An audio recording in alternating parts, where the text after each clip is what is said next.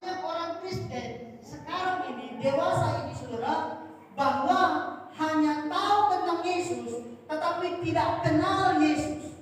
Hanya tahu tentang Yesus tapi tidak kenal Yesus. Karena apa, saudara? Karena tahu belum tentu kenal.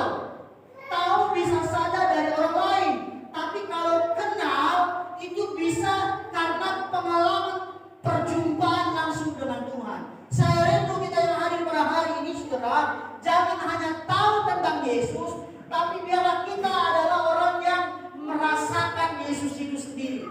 Saudara pernah nggak merasakan Yesus dalam hidup saudara? Amin. Jangan hanya tahu dari orang, tapi biarlah kita merasakan Yesus. Bagaimana maksudnya merasakan Yesus? Merasakan Yesus artinya kita merasakan bagaimana Dia menuntun kita, Dia memberikan kita kesehatan, Dia memberkati kita, Dia menjamah kita, Dia mengubahkan kita. Itu namanya merasakan. Jadi tidak hanya tahu, tapi memang kita benar-benar merasakan Yesus. Amin.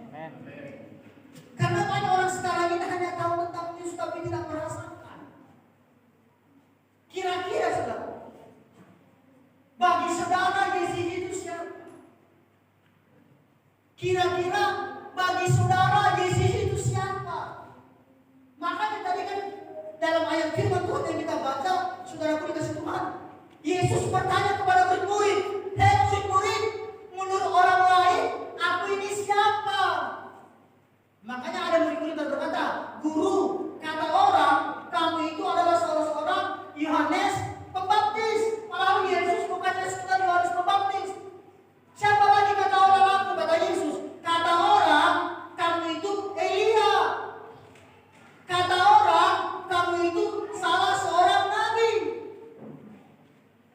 Oleh sebab itu Yesus juga bertanya kepada Petrus, "Petrus, menurutmu aku ini siapa?" Maka Petrus dengan jawaban yang tepat menjawab, "Engkau adalah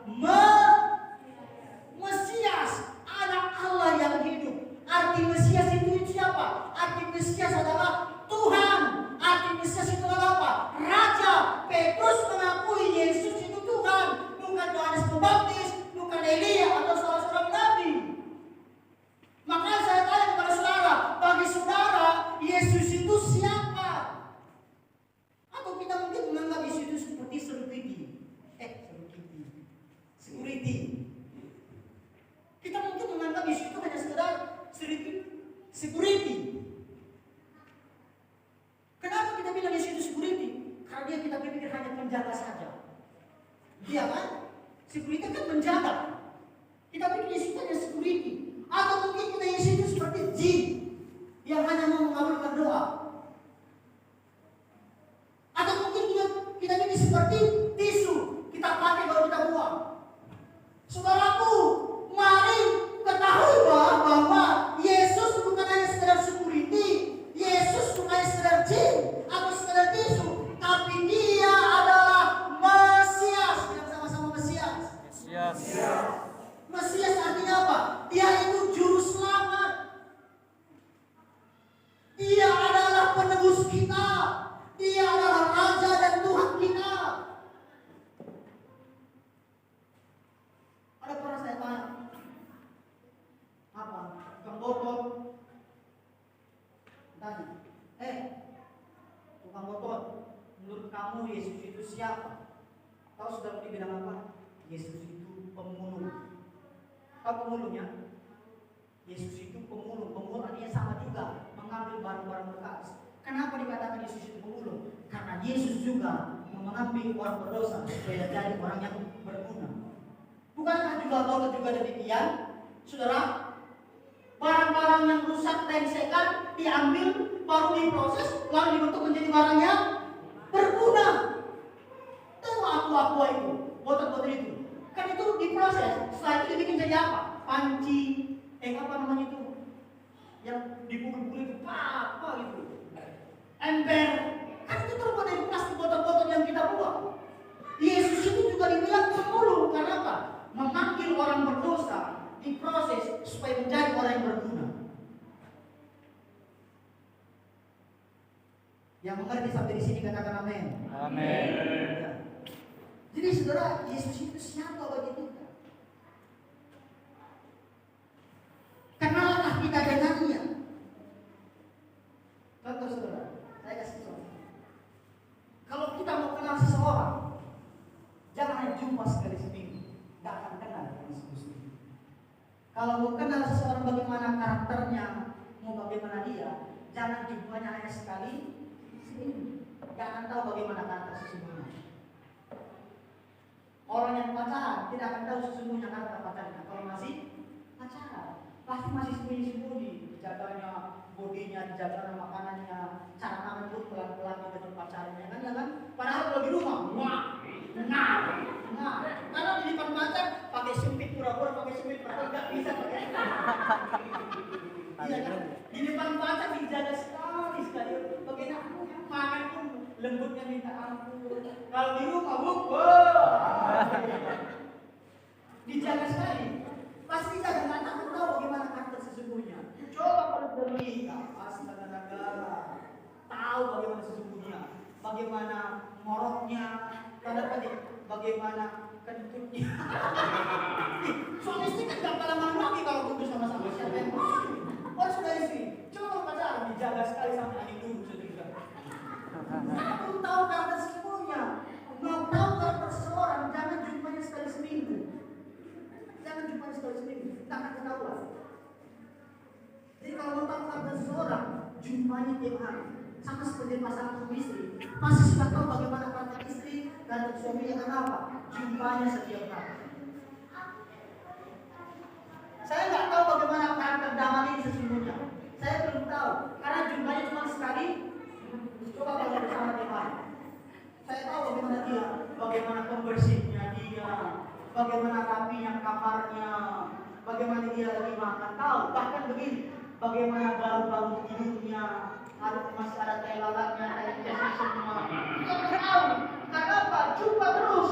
Kalau mau tahu karakter seseorang, jumpa terus. Jangan cuma sekali seminggu. Maksud saya, begitu juga dengan Tuhan. Kalau mau tahu karakter Tuhan, kalau mau mengenal Tuhan, jangan jumpanya cuma sekali seminggu.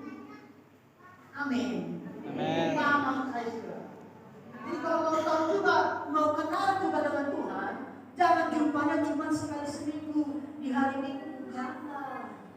Tiap hari dengan doa kah, dengan baca Alkitab kah, dengan puji-pujian kah. Dengan begitu kita akan mengenal Tuhan lebih dalam dan lebih sungguh.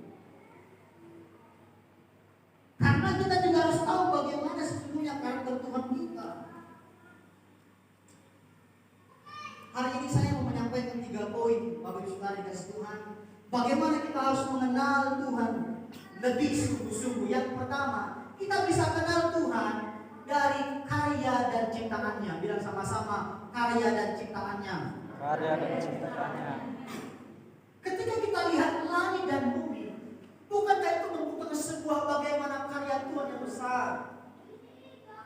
Bukankah langit dan bumi dan segala isinya yang ada dalam dunia ini menceritakan kemuliaan Tuhan?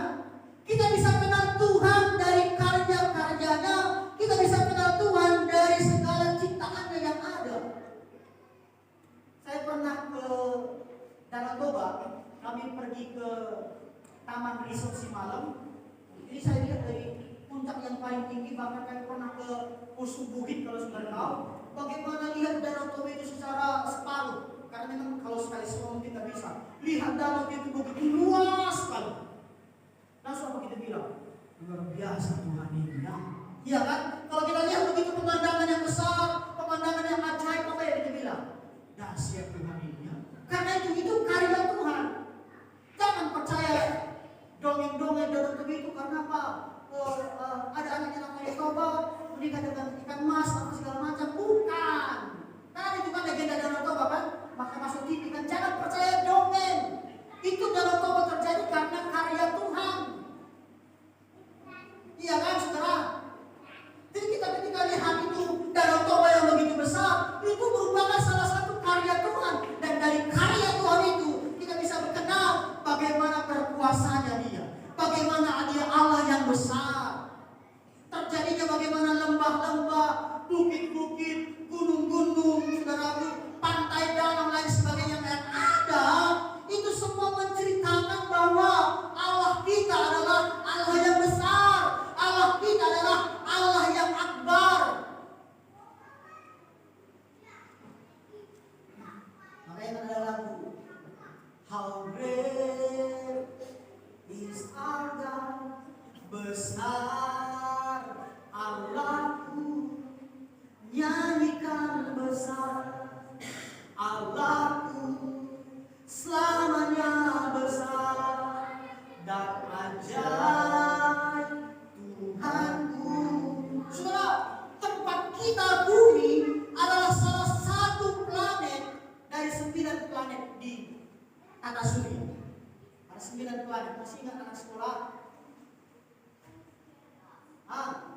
9 bulan di tata surya kita ini. Mulai dari apa pertama? Merkurius, Venus, Bumi, Mars, Jupiter, Neptunus, Saturnus, Uranus, dan Pluto. Tata surya dan matahari yang paling besar. Dan tahukah saudara, saya pernah melihat bagaimana perkembangan tata surya ini. Rupanya ini cuma bagian kecil. Ini masih tata surya. Ada lagi namanya galaksi.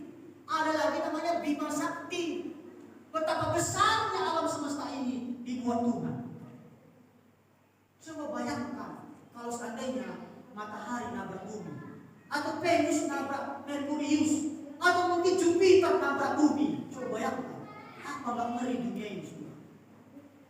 Tapi sampai sekarang itu belum pernah terjadi karena karya Tuhan yang besar. Coba bayangkan kita berhenti berputar. Kita kan berputar ini kan, berotasi kita ini siang malam siang.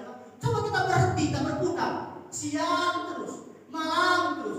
Apa nggak terjadi kiamat dunia ini? Tabrakan planet-planet semua di atas. Kan bisa saja terjadi bukan? Tapi itu nggak terjadi karena karya Tuhan yang besar. Kita bisa kenal Tuhan dari karyanya. Kita bisa lihat Tuhan bagaimana kemuliaan terjadi di dunia ini terjadi. Semua karena kehebatan Tuhan. Oleh sebab itu Allah kita adalah Allah yang berdaulat atas segala alam semesta ini. Makanya ketika ada angin sakap danau datang, Yesus bilang apa sama danau? Danau, angin, diam, tenang. Terjadi. Karena apa? Dia berdaulat atas danau-danau, atas semua angin-angin, atas semua yang terjadi dalam dunia ini. Dia berdaulat. Dan dia juga berdaulat atas kehidupan kita. Saya mau bilang begini, Tuhan bisa saja kapanpun panggil kita kalau dia mau. Ya, dia berdaulat atas hidup kita. Naik.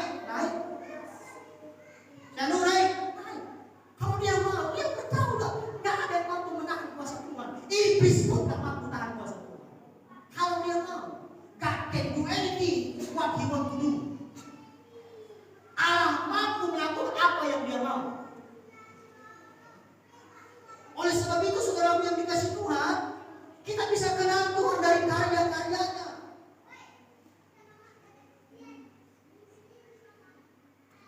Karena Allah adalah Allah yang besar. Saudara, pernah nonton saudara film The Passion of Christ? Film penyaliban Tuhan Yesus? Yang film The Passion of Christ pernah nonton? Bagaimana ketika Yesus disalibkan, tiba-tiba ada jatuh setetes air dari sorga mungkin. Jatuh, tiba-tiba terjadi gempa. Ada tonton film itu saudara? Ada. Waktu itu kan Yesus disalib. Jatuh setetes air dari atas. Tuh, katanya gempa bumi terjadi. Itu masih setetes air. Coba kalau yang lain terjadi, apa nggak mengerikan? Artinya apa? Yesus, Allah kita, Allah yang berdaulat, Allah yang berkuasa. Dari karya-karyanya kita bisa kenal Dia. Sebab itu Allah kita adalah Allah yang besar. Dan Allah kita itu Allah yang berseni loh. Tahu berseni, tahu keindahan. Tahu keindahannya bagaimana? Dia ciptakan tata surya ini semua yang bagus, bukan hanya sekedar itu. Dan dia ciptakan manusia dan ciptakan yang paling mulia begitu bagus sekali. Amin. Apakah cantik mau itu? Iya dong. Kenapa saya bilang begitu? Rambut, hidung, mata, kepala Tuhan bikin pas semua pada posisinya. Coba bayangkan hidung di sini, mata di sini.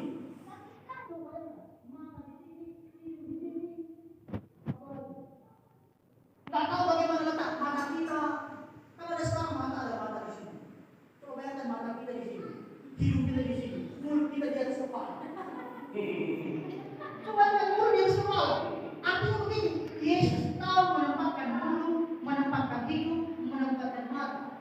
Dan dia menciptakan kita menjadi orang-orang yang cantik, orang-orang yang ganteng. Amin. Dan kau menempatkan semuanya pas pada posisinya. Itulah bukti bahwa Allah kita Allah yang besar dan karya-karyanya kita bisa kenal Dia.